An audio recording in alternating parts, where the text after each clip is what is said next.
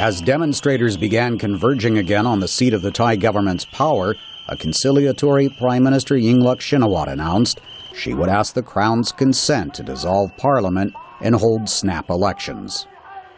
In a brief nationally televised address, the Prime Minister acknowledged widespread opposition to her government, emphasizing authorities do not want to see any further loss of life. After listening to opinions from all sides, I have decided to request a royal decree to dissolve Parliament. But Ms. Yingluck says her cabinet will remain intact, albeit with limited powers, and she is staying on as caretaker Prime Minister. Her party says she will stand as a candidate in the new election to be held by February 2nd. That did little to appease protesters whose leaders demanded she immediately step down. Demonstrator Wacharapon Wo'o was among those marching to the government center after Ms. Yingluck's announcement. We are not satisfied with the House dissolution. The Prime Minister must resign or get out of the country. The opposition has repeatedly rejected the idea of new elections, instead saying they want to change the country's political system.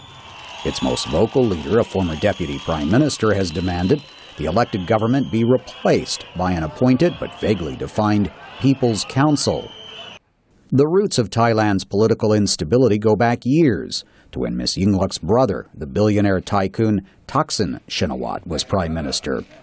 Although he lives in exile to avoid prison for corruption charges, the parties he has backed have won every national election since 2001, largely from the support of rural and working-class voters.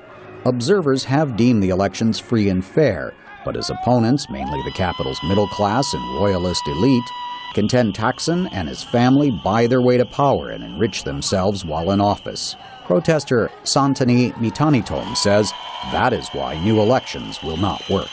It is the time that the Thai country should be clean from corruption. So that's why people are here. The latest round of demonstrations began over an amnesty bill introduced by the ruling party that would have cleared the way for Thaksin to return home.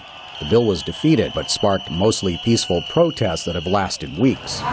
Domestic media reports say that Thailand's powerful military is growing increasingly displeased.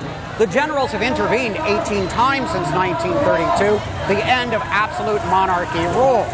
And while the military leaders say that this latest crisis will not lead to another coup, few Thais are willing to rule that out as a possibility. Steve Herman, VOA News, Bangkok.